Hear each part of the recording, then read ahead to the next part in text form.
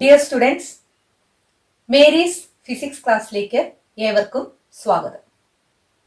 Energy from wind എന്ന ടോപ്പിക്കാണ് ആദ്യമായിട്ട് ഡിസ്കസ് ചെയ്യുന്നത്.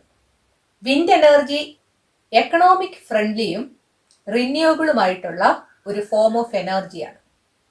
വിൻഡ് പവർ ഉപയോഗിച്ച് ടർബൈൻ റൊട്ടേറ്റ് ചെയ്യുകയും ടർബൈനുമായി കണക്ട് ചെയ്തിരിക്കുന്ന ജനറേറ്റർ വർക്ക് ചെയ്യുകയും അതിന്റെ ഫലമായിട്ട് ഇലക്ട്രിസിറ്റി പ്രൊഡ്യൂസ് ചെയ്യുകയും ചെയ്യുന്നു.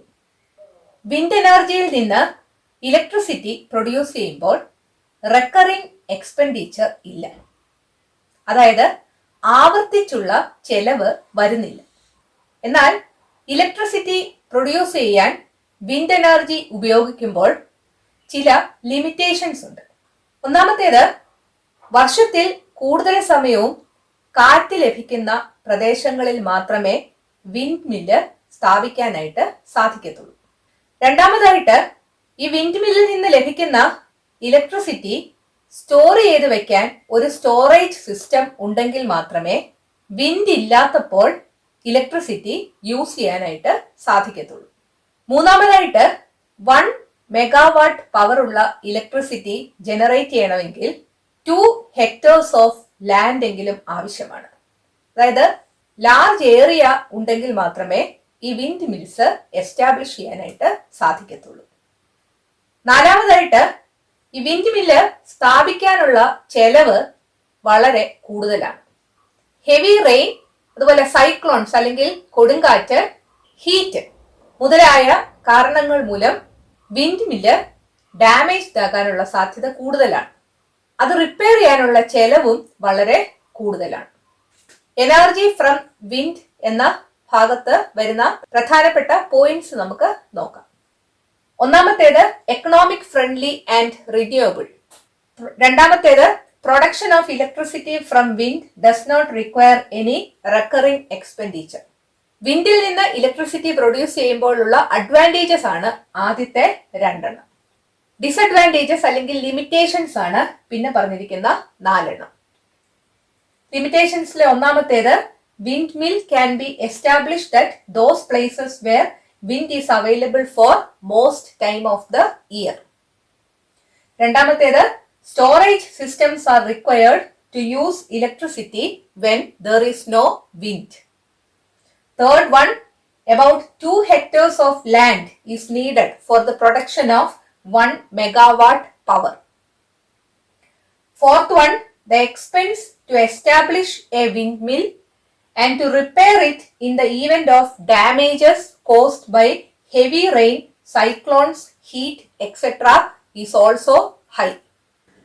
Country of wind എന്നാണ് ഡെൻമാർക്ക് അറിയപ്പെടുന്നത്. ആ രാജ്യത്ത് ആവശ്യമുള്ള ഇലക്ട്രിസിറ്റിയുടെ 25% വിൻഡിൽ നിന്നാണ് പ്രൊഡ്യൂസ് ചെയ്യുന്നത്. ഇലക്ട്രിസിറ്റി വിൻഡിൽ നിന്ന് പ്രൊഡ്യൂസ് ചെയ്യുന്നതിൽ 1ാം സ്ഥാനത്ത് നിൽക്കുന്നത് ജർമ്മനിയാണ്. ഇന്ത്യ 5ാം സ്ഥാനത്താണ്.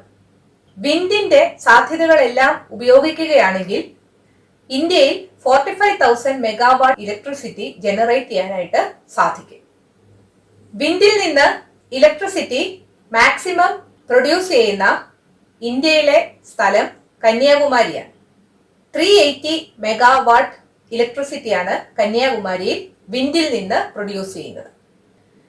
കേരളത്തിൽ ഇടുക്കി ജില്ലയിലെ രാമക്കൽമേടും പാലക്കാട് ജില്ലയിലെ കഞ്ചിക്കോടുമാണ് ഇലക്ട്രിസിറ്റി ഏറ്റവും കൂടുതൽ പ്രൊഡ്യൂസ് ചെയ്യുന്ന സ്ഥലങ്ങൾ.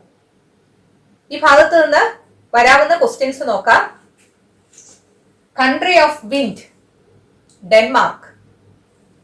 Country that holds the first position in producing electricity from wind, Germany. India's position in the production of electricity from wind, 5th. The place in India where electricity is generated from wind to the maximum, Kanyakumari, 380 megawatt. The places in Kerala where electricity is generated from wind to the maximum, Ramakkalmedu, Kanjikode. Energy from see എന്നതാണ് അടുത്ത topic. സീയിൽ നിന്ന് energy ലഭിക്കാനുള്ള 3 sources ആണ് high tide sea waves heat from the ocean. High tide എന്ന് പറഞ്ഞാൽ വേലിയേറ്റം, sea waves തിരമാല, heat from the ocean സമുദ്രത്തിലെ ചൂട്. ഈ 3 സോഴ്സസിൽ നിന്നും ഇലക്ട്രിസിറ്റി പ്രൊഡ്യൂസ് ചെയ്യാനായിട്ട് സാധിക്കും. ആദ്യമായിട്ട് ടൈഡൽ എനർജി എന്താണെന്ന് നോക്കാം. മൂണിൽ നിന്ന് എർത്തിലേക്ക് ആക്ട് ചെയ്യപ്പെടുന്ന ഗ്രാവിറ്റേഷണൽ ഫോഴ്സ് കാരണമാണ് ടൈഡ്സ് ഉണ്ടാകുന്നത്. ഹൈ ടൈഡ് എന്ന് പറഞ്ഞാൽ വേലിയേറ്റമാണ്, അതായത് സീ ലെവല് റൈസ് ചെയ്യും. ടൈഡൽ എനർജിയിൽ നിന്ന് ഇലക്ട്രിക്കൽ എനർജി എങ്ങനെ പ്രൊഡ്യൂസ് ചെയ്യാം എന്നത് മനസ്സിലാക്കാൻ ടെക്സ്റ്റിൽ ഒരു ഫിഗർ തന്നിട്ടുണ്ട്. ഫിഗർ 7.11. ഇതാണ് ഓഷ്യന്റെ നോർമൽ ഹൈറ്റ്. ഇത് ഹൈ ടൈഡ് ഉണ്ടായപ്പോൾ സീ ലെവല് ഉയർന്നതാണ്. ഗ്രേറ്റർ ഹൈറ്റിൽ നിന്ന് ലോവർ ഹൈറ്റിലേക്ക് വെള്ളം ഒഴുകും. അതായത് വെള്ളം ഇവിടെ നിന്ന് ഇങ്ങോട്ട് ഒഴുകും. അതാണ് ഈ ആരോസ് കാണിച്ചിരിക്കുന്നത്. വെള്ളം ഒഴുകുമ്പോൾ അതിന് കൈനറ്റിക് എനർജിയാണുള്ളത്. വെള്ളത്തിന്റെ കൈനറ്റിക് എനർജി ഉപയോഗിച്ച് ടർബൈൻ റൊട്ടേറ്റ് ചെയ്യിക്കും. ടർബൈനുമായിട്ട് അറ്റാച്ച് ചെയ്താണ് ജനറേറ്റർ. അങ്ങനെ ജനറേറ്റർ വർക്ക് ചെയ്യുകയും ഇലക്ട്രിസിറ്റി ലഭിക്കുകയും ചെയ്യും. നിങ്ങളുടെ ടെക്സ്റ്റില് ടൈഡൽ എനർജിയിൽ നിന്ന് എങ്ങനെ ഇലക്ട്രിസിറ്റി പ്രൊഡ്യൂസ് ചെയ്യാം എന്ന് പറഞ്ഞിട്ടില്ല. നിങ്ങളത് കണ്ടുപിടിച്ച് എഴുതാനാണ് പറഞ്ഞിരിക്കുന്നത്. ടൈഡൽ എനർജിയിൽ നിന്ന് എങ്ങനെ ഇലക്ട്രിസിറ്റി പ്രൊഡ്യൂസ് ചെയ്യാം എന്ന് ചോദിച്ചാൽ ഈ സെന്റൻസ് എഴുതുക. Kinetic energy of the moving water from the high tide is used to rotate the turbine which then works the generator to produce electricity. കേരളത്തിൽ ടൈഡൽ എനർജി അത്രയ്ക്ക് ഉപയോഗിക്കാറില്ല. കാരണം കേരളത്തിൽ ഉണ്ടാകുന്ന ഹൈ ടൈഡിന് 1 മീറ്ററിനെക്കാട്ടിൽ കുറവ് ഹൈറ്റേ വരുന്നുള്ളൂ. Tidal energy is not used in Kerala since the rise in water due to high tide is less than a meter. രണ്ടാമത്തേത് energy from waves. See വേവ്സിന്റെ അല്ലെങ്കിൽ തിരമാലയുടെ പവർ ഉപയോഗിച്ച് ടർബൈൻ റൊട്ടേറ്റ് ചെയ്യിച്ച് അങ്ങനെ ജനറേറ്റർ ഓപ്പറേറ്റ് ചെയ്ത് electricity produce ചെയ്യാനായിട്ട് സാധിക്കും. ഈ രീതിയിൽ see വേവ്സിൽ നിന്ന് ഇലക്ട്രിസിറ്റി പ്രൊഡ്യൂസ് ചെയ്യാനുള്ള മാർഗങ്ങൾ എന്തൊക്കെയാണെന്നുള്ള പരീക്ഷണങ്ങൾ ഇന്ത്യയിൽ നടന്നുകൊണ്ടിരിക്കുന്നു. സീയിൽ നിന്ന് ലഭിക്കുന്ന മൂന്നാമത്തെ എനർജി ഓഷ്യൻ തെർമൽ എനർജിയാണ്. സോളാർ റേഡിയേഷൻ മൂലം ഓഷ്യന്റെ സർഫസ് ഹോട്ടായിരിക്കും. ആഴത്തിലേക്ക് പോകുന്തോറും ടെമ്പറേച്ചർ കുറയും. ഈ ടെമ്പറേച്ചർ ഡിഫറൻസ് ഉപയോഗിച്ച് ഇലക്ട്രിസിറ്റി നിർമ്മിക്കുന്നതാണ് ocean thermal energy conversion plant, അല്ലെങ്കിൽ OTEC പ്ലാന്റ്. സർഫസിലെ ടെമ്പറേച്ചറും 2 മീറ്റർ ഡെപ്തിലെ ടെമ്പറേച്ചറും തമ്മിലുള്ള ഡിഫറൻസ് നോക്കിയാൽ 20 കെൽവിന് കൂടുതൽ കാണും.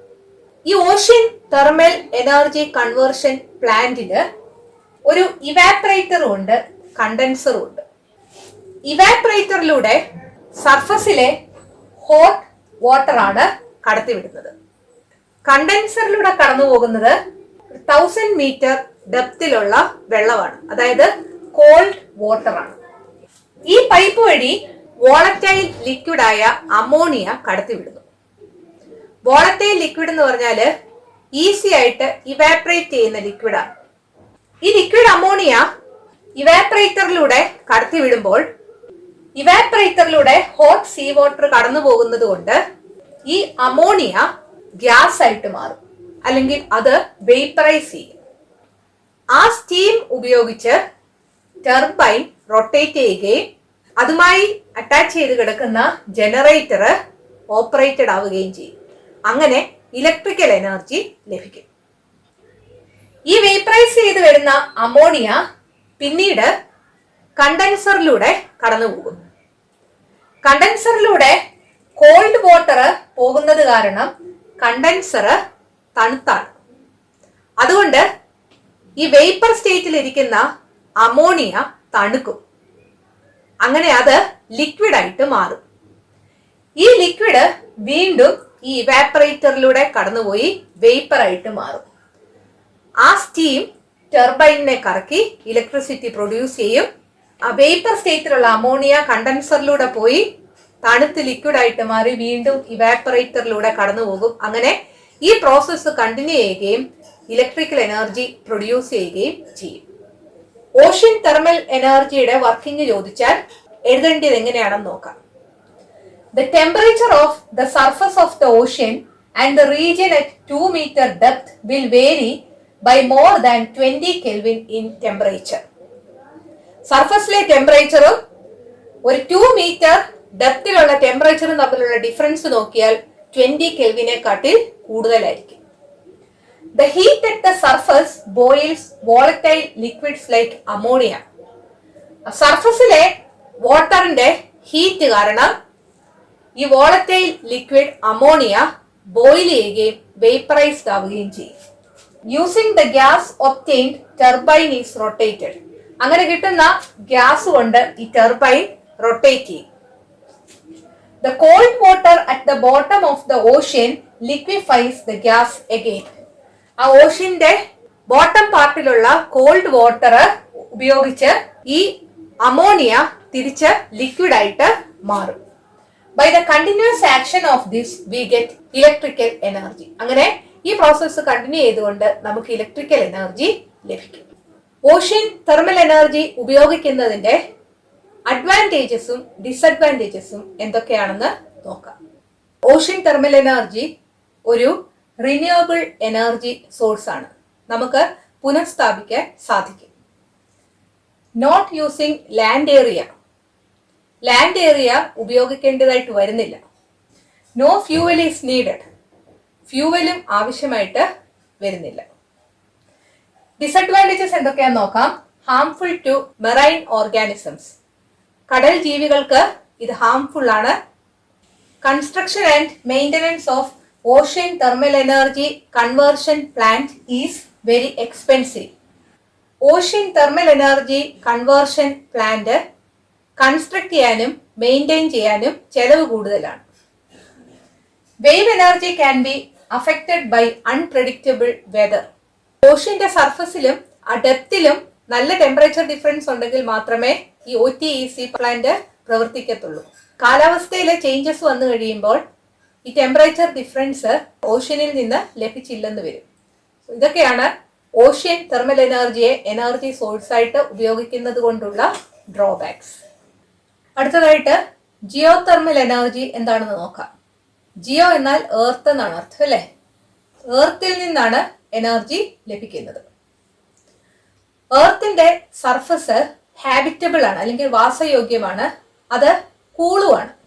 എന്നാൽ എർത്തിന്റെ ഇന്റീരിയർ എന്ന് പറയുന്നത് മോൾട്ടൺ സ്റ്റേറ്റിലാണ്, അല്ലെങ്കിൽ ഉരുകിയ അവസ്ഥയിലാണ്.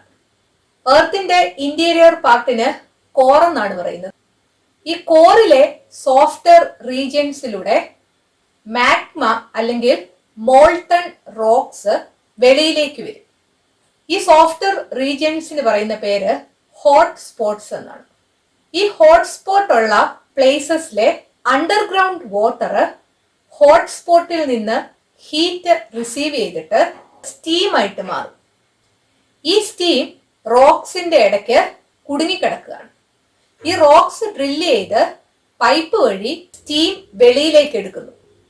ഈ സ്റ്റീം ഉപയോഗിച്ച് ടർബൈൻ കറക്കുകയും ജനറേറ്റർ വർക്ക് ചെയ്യിച്ച് ഇലക്ട്രിസിറ്റി പ്രൊഡ്യൂസ് ചെയ്യുകയും ചെയ്യുന്നു.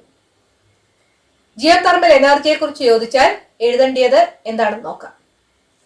The interior of the earth is in the molten form. എർത്തിന്റെ ഉൾഭാഗം ഉരുകിയ അവസ്ഥയിലാണ്. Magma which is at a higher temperature comes out of the core through its softer regions called hot spots. എർത്തിന്റെ interior പാർട്ടായ കോറിലെ software റീജിയൻസിലൂടെ high temperature ഉള്ള magma അല്ലെങ്കിൽ മോൾട്ടൺ റോക്ക് വെളിയിലേക്ക് വരും. ഈ സോഫ്റ്റ്വെയർ റീജിയൻസിന് ഹോട്ട് സ്പോട്ട്സ് എന്നാണ് പറയുന്നത്. Underground water at this place receives heat energy from the hot spot and is converted into steam. ഈ ഹോട്ട്സ്പോട്ട് ഉള്ള സ്ഥലങ്ങളിലെ അണ്ടർഗ്രൗണ്ട് വാട്ടർ ഹോട്ട്സ്പോട്ടിൽ നിന്ന് ഹീറ്റ് എനർജി സ്വീകരിച്ചിട്ട് സ്റ്റീമായി മാറുന്നു. This steam, which is confined to the region between rocks, is brought out by drilling pipes through the rocks. ഈ steam റോക്സിന്റെ ഇടയിൽ കുടുങ്ങിക്കിടക്കുകയാണ് ചെയ്യുന്നത്. ഈ റോക്സിന്റെ ഇടയിലൂടെ പൈപ്സ് ഡ്രില്ല് ചെയ്ത് ആ പൈപ്പിലൂടെ സ്റ്റീം വെളിയിലേക്ക് എടുക്കുന്നു. Using this steam turbine is rotated to produce electricity. ഈ സ്റ്റീം ഉപയോഗിച്ച് ടർബൈൻ റൊട്ടേറ്റ് ചെയ്ത് ഇലക്ട്രിസിറ്റി പ്രൊഡ്യൂസ് ചെയ്യുന്നു. പേജ് നമ്പർ 162 ഒരു ക്വസ്റ്റ്യൻ ചോദിച്ചിട്ടുണ്ട്. Why is it said that geothermal power plants are not possible in Kerala? Geothermal power plants കേരളത്തിൽ possible അല്ല. കാരണം hotspot region കേരളത്തിൽ ഇല്ല. In Kerala, there is no hotspot region, hence geothermal power plants are not possible here. ഇതിന്റെ ബാക്കി ഭാഗം അടുത്ത വീഡിയോയിൽ നമുക്ക് ഡിസ്കസ് ചെയ്യാം. ഈ വീഡിയോ നിങ്ങൾക്ക് ഇഷ്ടപ്പെട്ടെങ്കിൽ നിങ്ങളുടെ കൂട്ടുകാരോടും മേരീസ് ഫിസിക്സ് ക്ലാസ്സിനെ കുറിച്ച് പറയണം. ഈ ചാനൽ സബ്സ്ക്രൈബ് ചെയ്യാൻ മറക്കരുത്. അടുത്ത വീഡിയോയിൽ വീണ്ടും കാണാം. Thank you.